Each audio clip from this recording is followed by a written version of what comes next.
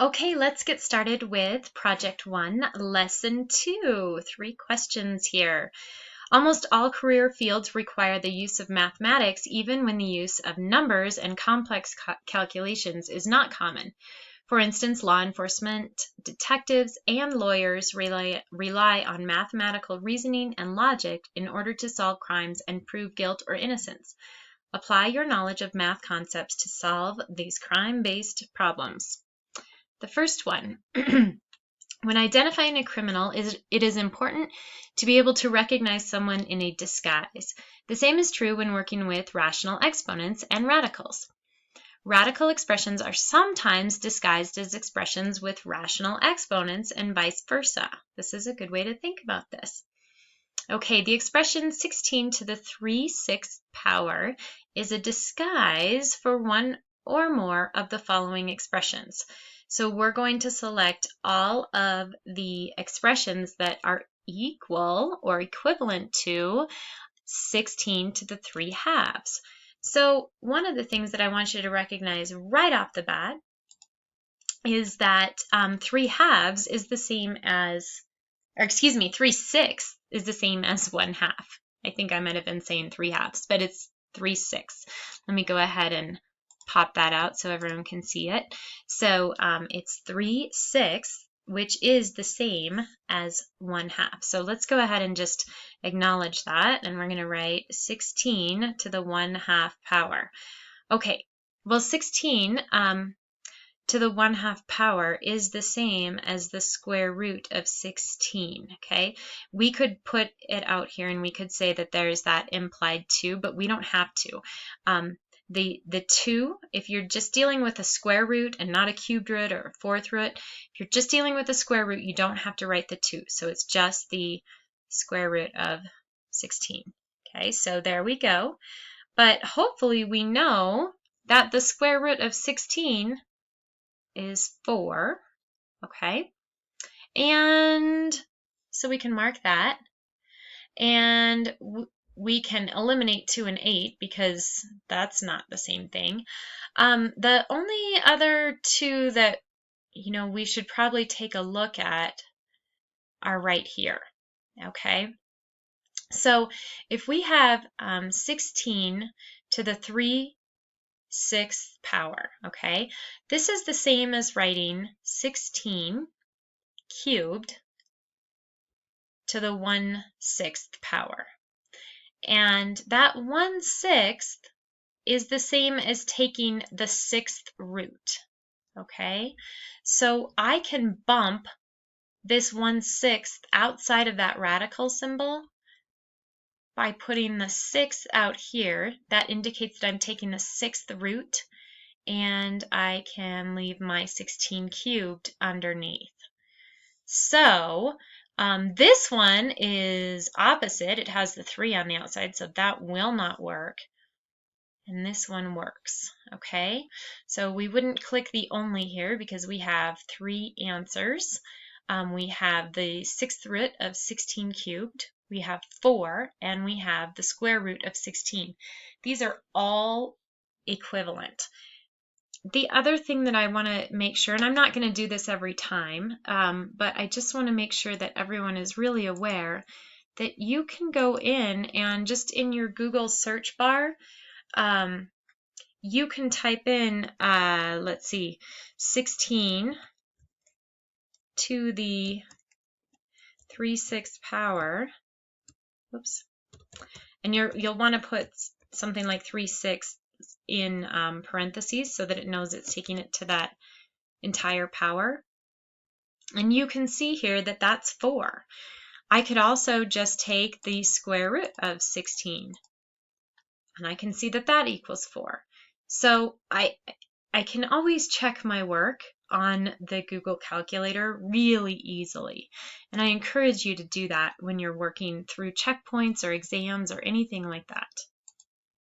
Okay, so those were my 3 answers. Go ahead and click those. And go down to the next problem. To solve a crime, it is important to be able to distinguish between different pieces of information. Recall that the parts of a radical expression are the index, the base of the radicand, and the exponent of the radicand. To solve this mystery, you'll need to rewrite the expression 8 to the 9/5 power as a radical expression and decode it based on the table below. The index will give the first name of the culprit, the base of the radicand will give the last name, and the exponent of the radicand will give the criminal's location. Okay, so we really probably should underline each of those so we remember it. Okay, so the index is going to give us the first name. The base of the radicand is going to give us the last name, and the exponent is going to give us the location. Okay, so let's go ahead and say 8 to the 9/5 power. Okay, sometimes I like to just rewrite these so that I can really get a sense of what's happening here. And it'll also help maybe distinguish, because I don't always remember which is which. Okay, so this is the same as 8 to the 9th to the 1/5 power. Okay, and I think we could all just safely agree that we know that 8 is our base here. Okay, so if 8 is our base is going to give us our last name. Okay, so that's the easy one. All right, and I also know, I can see pretty clearly that 9 is the exponent of this base. Okay, so if I go to the exponent of the radicand, I get the location. So 9, okay, is my location. All right, and last but not least, the index will give me the first name. Okay, so the index, if I were to rewrite this as a radical expression instead of an exponential expression, remember this would be, my 5 would be out here, and this would be 8 to the 9th, okay? This is whatever's inside the radical symbol is my radicand. So I have a base of the radicand, and I have an exponent of the radicand, and then I have the index. Okay, so 5 is my index, and that was my criminal's first name. So I deduced here, based on the index of 5, the base of 8, and the exponent of 9, that I am dealing with Nancy Reynolds in Chicago. Cool. That's done. Okay, whether you are working on a math problem or solving a criminal case, most problems become much easier to solve once they are written in the simplest terms. And that's really true.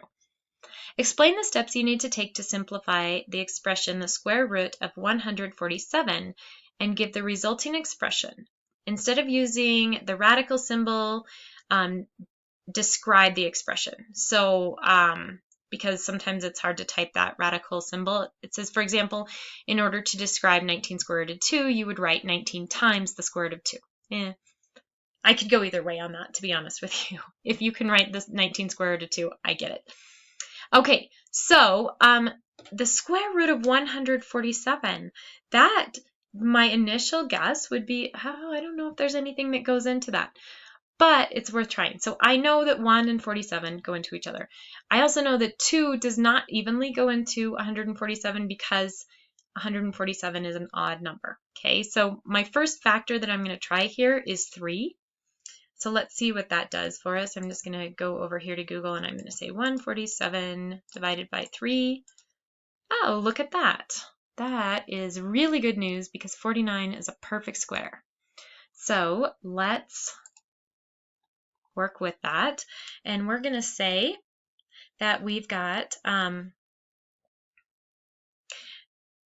let's see. So we also need to explain our steps. So step 1 is find the factors. 1, find factors. Step 2, find perfect squares.